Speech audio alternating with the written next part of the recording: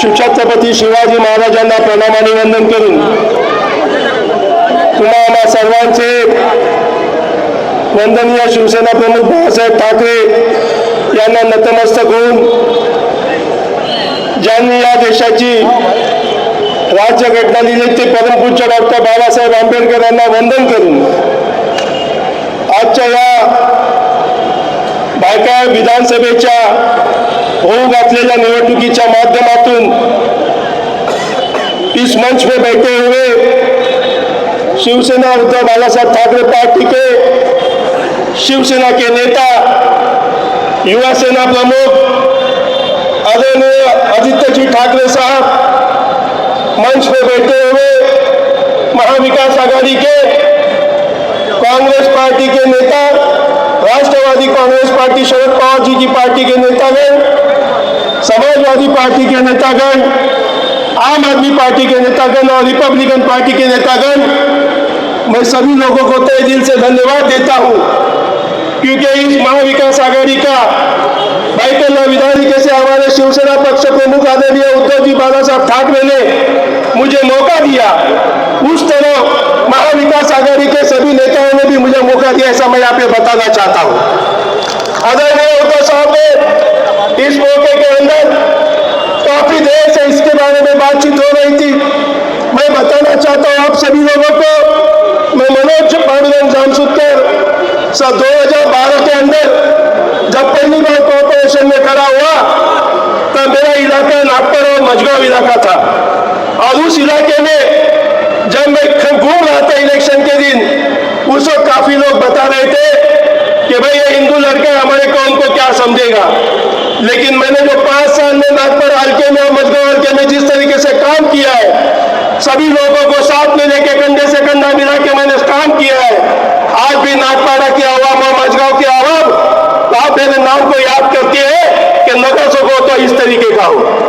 आज मैं आपको यहाँ पे बताना चाहता हूँ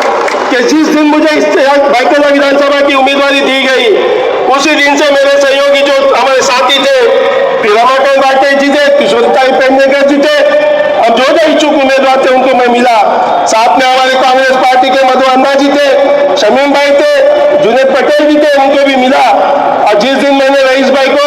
अबू आजमी साहब को मैंने फोन करके बताया कि यहाँ से मुझे उम्मीदवारी मिली है, आपका आशीर्वाद होना साथ होना बहुत जरूरी है, उन्होंने इमीडिएटली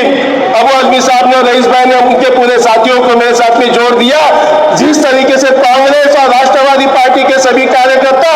इस बाइकल की लड़ाई में महाविकास आघाड़ी की लड़ाई में हमारे साथ में है, मुझे लगता है कि इस बाइकल के अंदर एक नया इतिहास बनने के लिए जा रहा है और वो नया इतिहास ये मशाल पिटा के ये मशाल फेंक के यहाँ पे पूरे नई रोशनी देने के लिए जा रहा है। मैं आपको बताना चाहता हूँ हमारे ऑपोजिशन में जो उम्मीदवार यहाँ पे खड़े हैं खाली एक बार उनके ऊपर नजर मारो कि उनका काम करने का तरीका क्या है। कुछ लोगों ने पिछले 5 साल में क्या काम किया तो पूरे बाइकल के अंदर जहां पे भी दीवार की उधर पेंटिंग लगाने का काम किया। आदित्य साहब मैं आपको बताना चाहता हूँ कि इस बाइकल के अंदर ई वार्ड के अंदर करोड़ों रुपया आया लेकिन प्रैक्टिकल काम कहाँ पे हुआ नहीं है। तो 1 करोड़ का पैसा कहाँ पे गया इसकी भी छानबीन होनी चाहिए। इस इलाके में बाइकल के अंदर मारे के माध्यम से बहुत बड़ा फंड आया लेकिन उस फंड को भी इस बाइकल की रौनक बनाने में कहीं पे भी काम में आया नहीं। तो ये पैसा कहाँ पे गया? ये पैसा लूट के हमारे टैक्स का पैसा लूटने वाले लोग को अब सबक सिखाने का ये मौका यहाँ पे हम लोगों को आया है। मैं पूरे आवाम को यहाँ पे अपील करूंगा कि ऐसे लोगों को सबक सिखाना चाहिए। आज कुछ लोग जाके आवाम के पास बोलते हैं कि हमको वोट दो, हमको वोट दो, हम अभी वोट देंगे तो गवर्नमेंट आएंगी तो भाई हमको अभी मिनिस्ट्री मिलने वाली है। मैं बताना चाहता हूँ भाई आपने बम्बई महापालिका लूटी,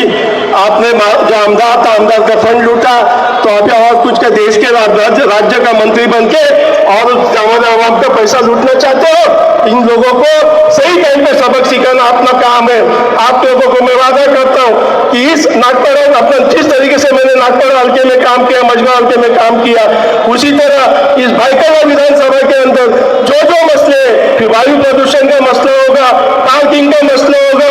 चौड़े रास्ते करने का मसला होगा और यहाँ पे सबसे बड़ा मसला है जूनी इमारतों का रीडेवलपमेंट करने का, उसको क्लस्टर डेवलपमेंट करने के लिए मैं पूरा